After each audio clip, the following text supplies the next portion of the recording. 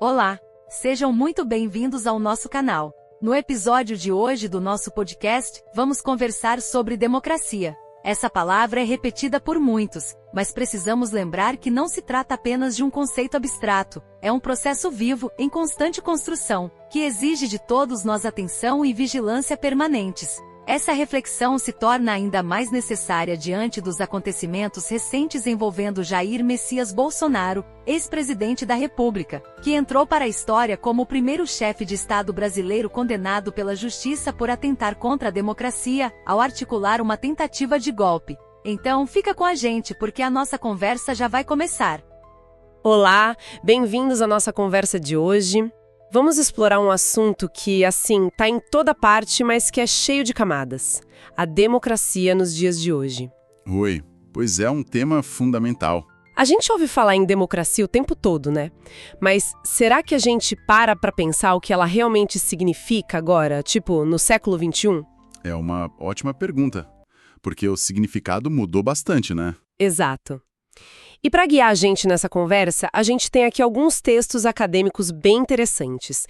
Eles mergulham na história do conceito, sabe? Desde lá da Grécia Antiga... Onde tudo começou, teoricamente. Isso, até os debates e os desafios bem atuais, bem de agora. Um desses textos foca mais em como a definição de hoje é diferente da original, lá dos gregos. E o outro dá um panorama mais geral, né? Origens, o que seria o básico para chamar algo de democracia... E um ponto super importante, a qualidade dela. Perfeito. Então a nossa missão aqui é ir fundo mesmo, sabe? E além daquela ideia mais simples, né? De, é o governo do povo. Que é o que todo mundo aprende na escola, né? A gente quer entender melhor as peças desse quebra-cabeça. A representação, o papel das leis, das instituições e os perrengues também, né? Os desafios que as democracias passam hoje. Tudo baseado no que esses materiais trazem para a gente pensar junto. Exatamente. Ok, vamos desembrulhar isso. A pergunta que fica é, como essa ideia antiga de dar poder ao povo realmente funciona ou se complica no nosso mundo de hoje? Vamos lá. Começando pelas raízes, então. A gente sempre lembra logo de Atenas, né? Lá no século V a.C., a própria palavra já entrega um pouco. Demos, povo, e crácia, governo ou autoridade. A ideia era ser diferente do governo de um rei só, a monarquia, ou de um grupinho pequeno, a oligarquia. E tinha uns princípios que parecem muito modernos até, né? Tipo a isonomia. Que é a igualdade perante a lei. Fundamental. E a isegoria, que era o direito de todo cidadão falar lá na Assembleia. Poxa, parece a base de tudo que a gente pensa hoje, né? Parece. Mas, assim, é importante colocar uns pingos nos is, como uma das fontes lembra bem.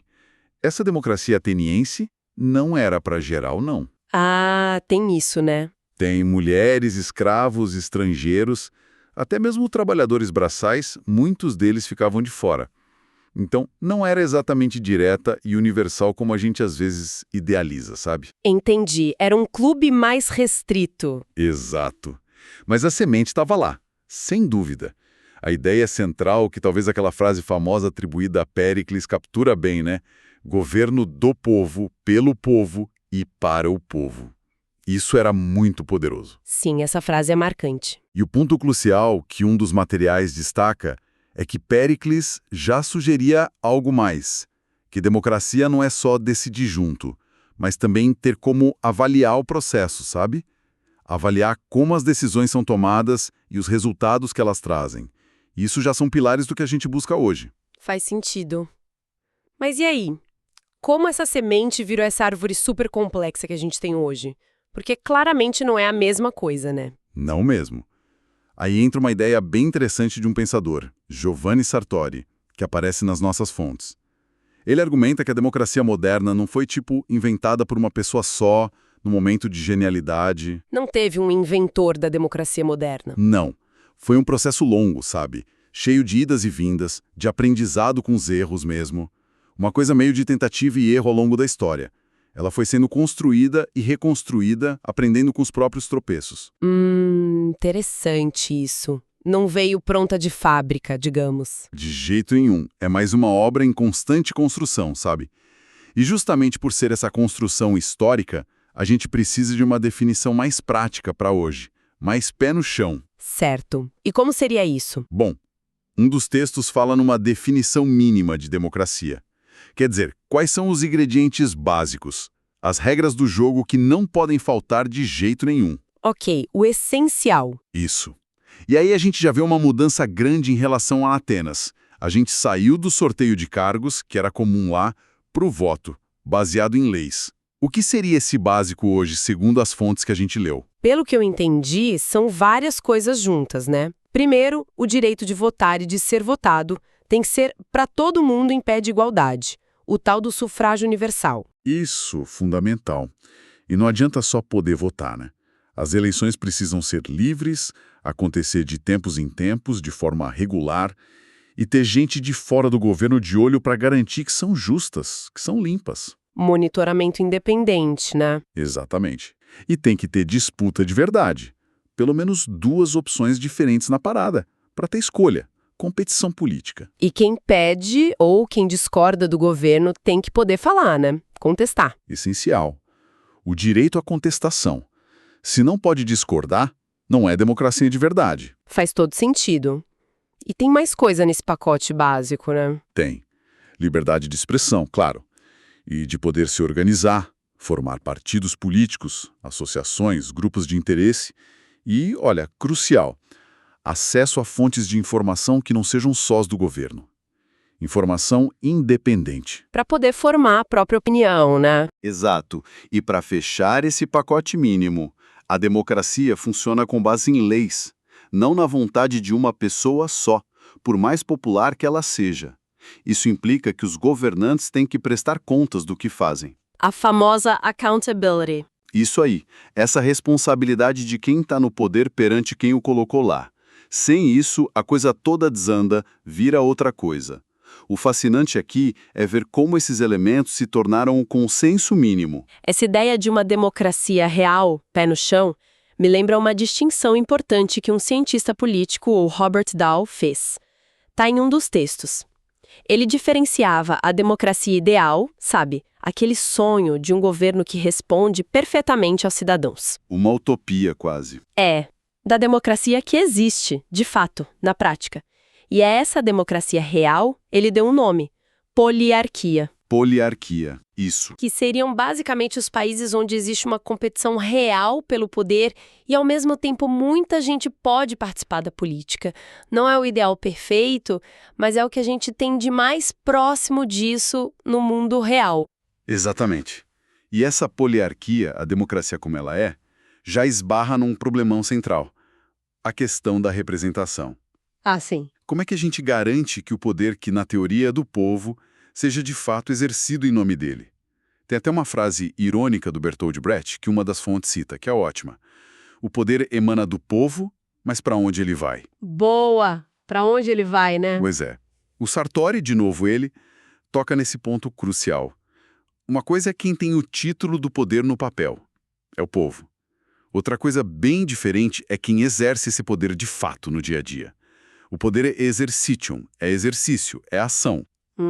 E aí a grande questão, o X da questão é: como o povo pode, na prática, exercer esse poder? Se ele é o titular, como ele faz para agir? É aí que a coisa fica realmente interessante. E complicada, né? Porque a gente fala em democracia, mas também ouve muito falar em república. Qual é a ligação exata entre as duas? Uma das fontes explora isso. Boa pergunta. República vem do latim res publica, a coisa pública. É a ideia de um governo que age em nome do povo, buscando o interesse coletivo, o bem comum. Isso lembra um pouco a politeia dos gregos antigos. Que Aristóteles mencionava. Exato. Era um tipo de governo justo, uma constituição equilibrada, que Aristóteles até preferia a democracia pura. Ele via a democracia como tendo um risco de degenerar, de virar bagunça ou até tirania da maioria. Ele tinha essa preocupação. Mas o ponto comum, tanto da República quanto da Politeia, é que elas respondem aquela pergunta para quem se governa com para o povo. O foco é o bem público. Sim, o destinatário do governo é o povo. Só que a forma como se governa para o povo é que gera todo o debate, né? Rousseau, por exemplo, um filósofo mais radical citado na fonte, era taxativo.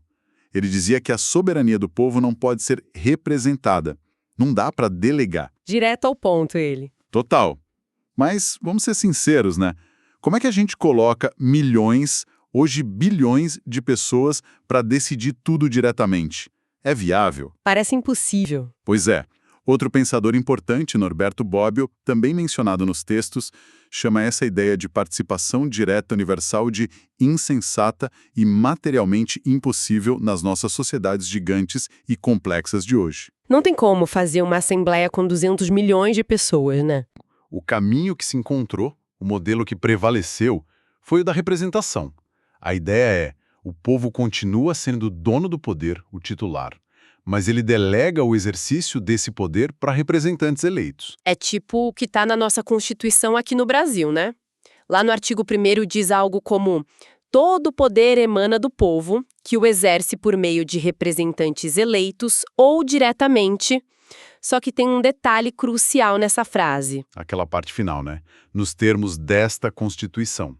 E aí, na prática, como o texto mesmo aponta, esse diretamente fica bem limitado a algumas situações específicas, tipo plebiscito, referendo.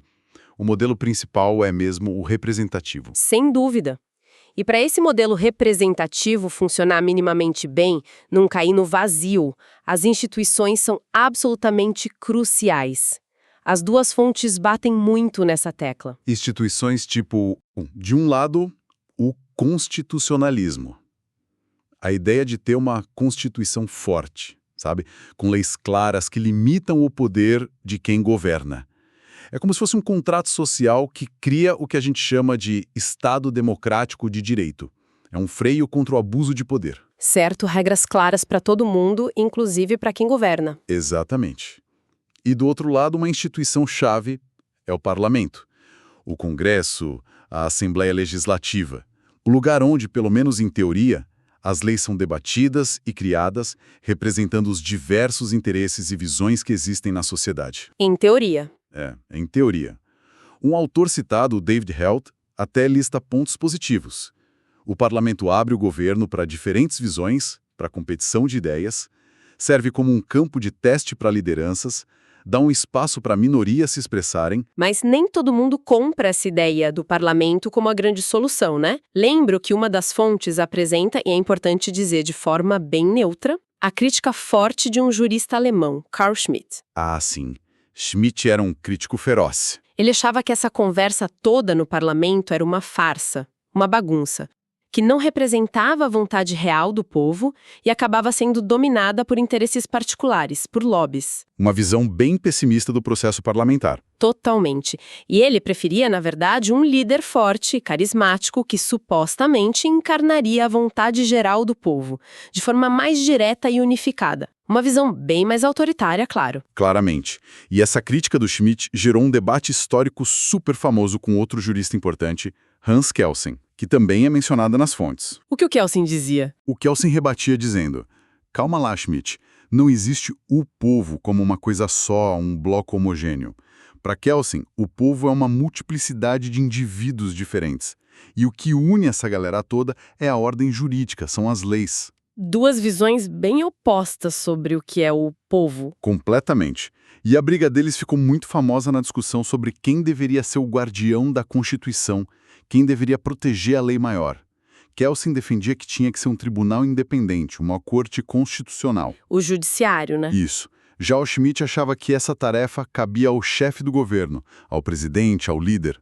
Esse debate antigo, cara, ainda ecoa muito hoje, né? Ele ilustra perfeitamente a tensão que existe entre confiar mais nas regras, nas instituições, na visão liberal, ou confiar mais numa liderança forte, numa visão mais autoritária, para garantir a ordem e a própria democracia, paradoxalmente. Isso levanta uma questão importante. Com certeza.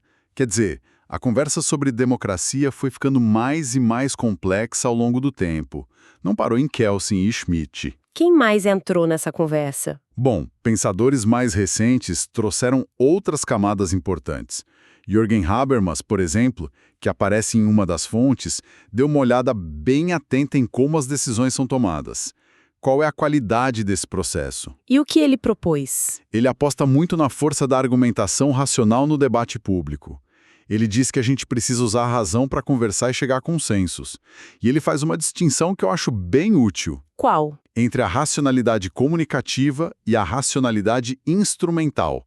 A comunicativa é quando a gente conversa para se entender de verdade, buscando um acordo, pensando no bem de todos. É o diálogo. Ok. E a instrumental? A instrumental é a lógica do resultado, da eficiência a qualquer custo, do cálculo, sabe? É a lógica que domina o mercado, a administração pública muitas vezes. Foco no meio para atingir um fim, sem discutir muito o fim em si. Entendi. Uma é mais sobre o processo e o entendimento mútuo, a outra é mais sobre alcançar um objetivo. Exato. E o grande risco para o Habermas é o que ele chama de colonização do mundo da vida.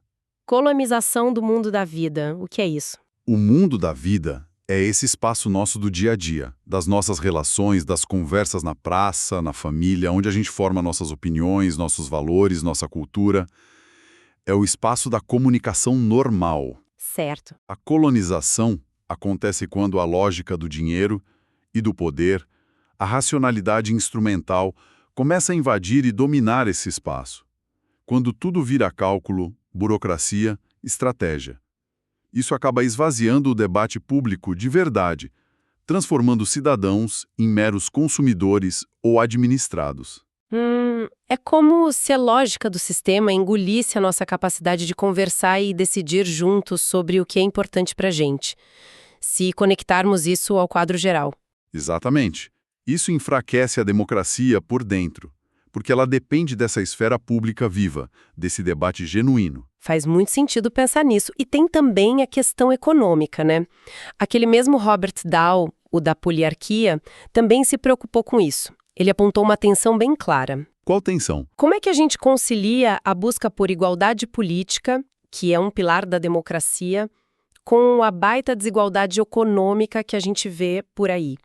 Com o poder super concentrado em grandes empresas, em corporações. É um nó difícil de desatar, né? É um nó gigantesco, uma das grandes questões da democracia contemporânea, sem dúvida. Mas olha que interessante, o próprio Dahl também viu um lado, digamos, favorável na economia de mercado para a democracia.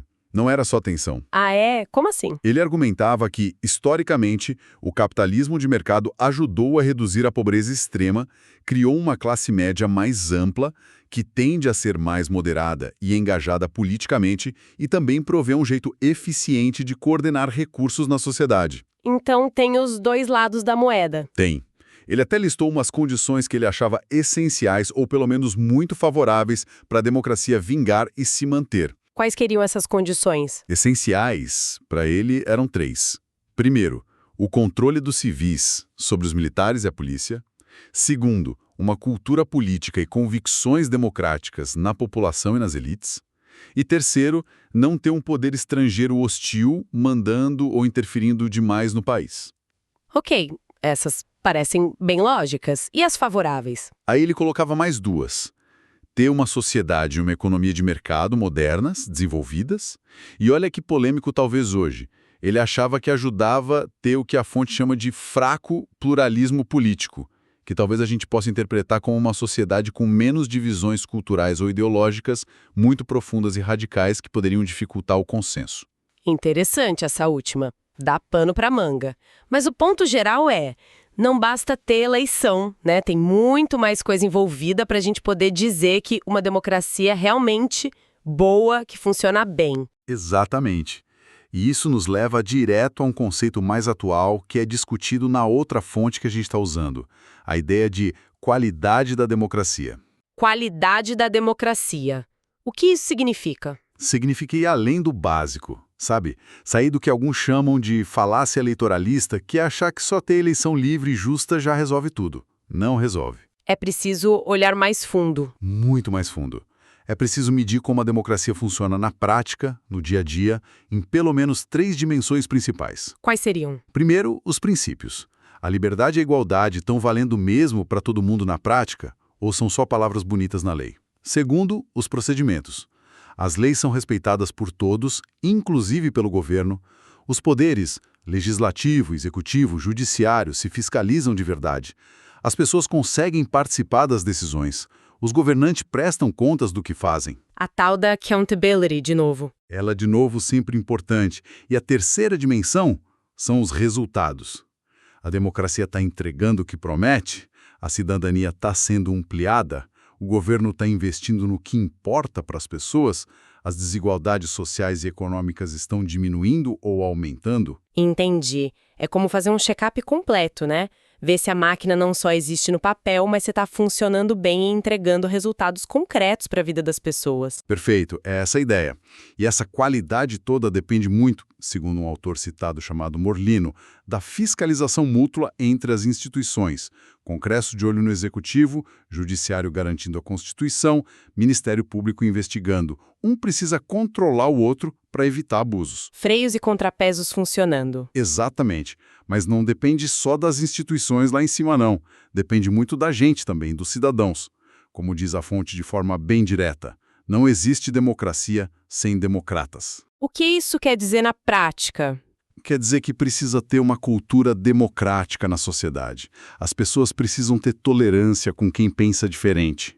Precisam estar dispostas a cooperar minimamente, a participar de forma crítica, a cobrar, a combater a corrupção. Não dá para ser só espectador. De jeito nenhum.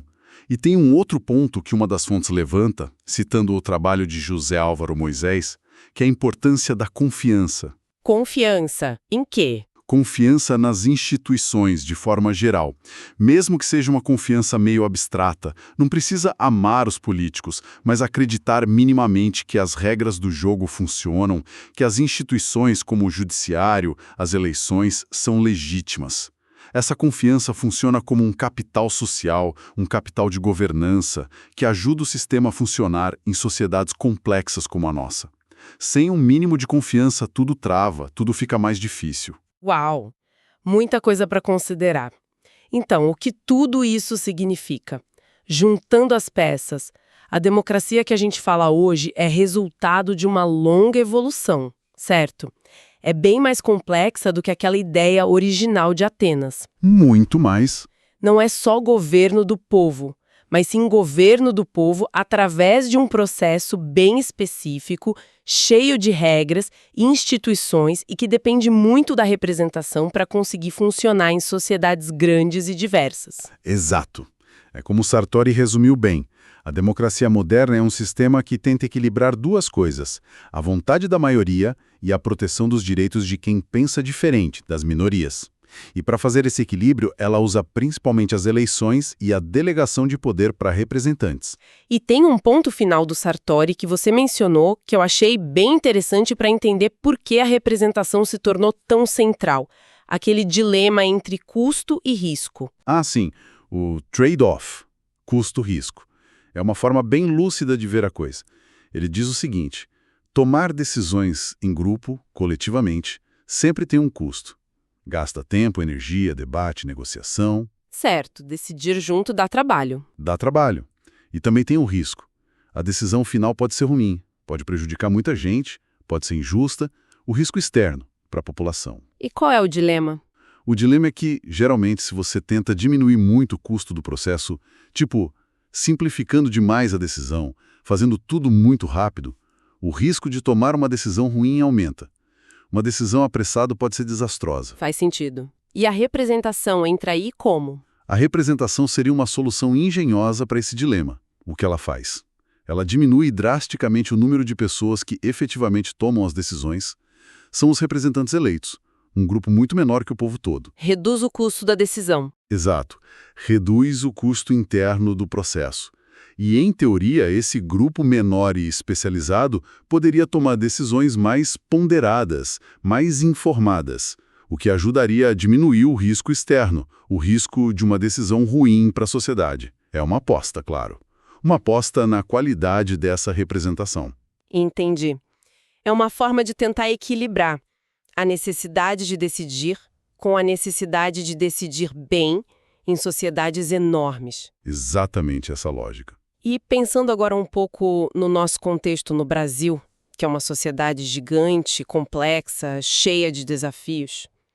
Uma das fontes menciona isso rapidamente no final, né? Reconhece que a democracia representativa parece ser o modelo mais viável por aqui. Sim, menciona essa viabilidade teórica. Mas também aponta que a gente ainda tem desafios enormes pela frente. Coisas como garantir que os mecanismos básicos de representação funcionem de verdade, sabe? E, fundamental, garantir que as pessoas tenham condições mínimas de vida digna para que essa ideia de representação política signifique alguma coisa real para elas no dia a dia. Não adianta falar em representação para quem está lutando para comer. Com certeza.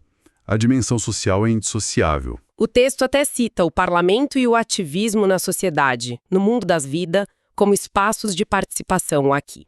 Mas não entra muito nos detalhes dos nossos problemas específicos. Fica mais como um reconhecimento geral. Fica mais como um pano de fundo.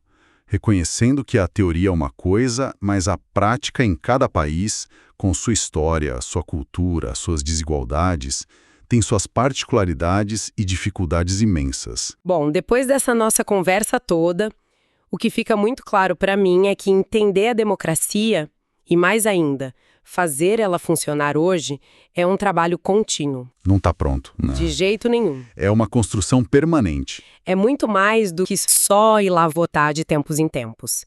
Envolve toda essa tensão entre representar e participar diretamente, exige instituições que sejam fortes, mas também confiáveis. Regras do jogo que sejam claras e respeitadas. E exige cidadãos engajados, informados, críticos. Exato. E essa busca constante por equilíbrio entre tantos valores e interesses diferentes que existem na sociedade. Definitivamente não tem receita de bolo pronta. Sem dúvida alguma. E talvez um pensamento para a gente levar daqui para refletir mesmo, conectando tudo que essas fontes trouxeram, pensando nesses desafios todos que a gente discutiu. Essa briga constante entre o poder econômico e a busca por igualdade política que o Dial apontou. A ameaça dessa lógica do sistema, do cálculo, engoliu o debate público mais humano, que o Habermas alertou, e as dificuldades enormes de fazer representação funcionar de verdade, como o Sartori, o Bobbio e outros mostraram. São muitos desafios grandes. São. E aí a pergunta que fica no ar é: qual pode ser o nosso papel individual nisso tudo? Para além do voto, que é importante, mas não é tudo, como cada um de nós pode, no seu dia a dia, no seu entorno, ajudar a fortalecer a qualidade dessa democracia, ajudar a torná-la mais resiliente, mais real, no nosso bairro, na nossa cidade ou no nosso país, fazendo frente a todas essas pressões e desafios complexos. Uma pergunta essencial mesmo. Fica a pergunta no ar, mas uma pergunta que a gente precisa se fazer sempre. Interessante, não é? E antes de encerrarmos, alguns pedidos para ajudar nosso canal. Primeiro, deixe seu comentário pra gente, isso é muito importante. E se ainda não for inscrito em nosso canal, faça sua inscrição e não deixe de compartilhar esse conteúdo com seus amigos. Obrigado e até a próxima. Tchau!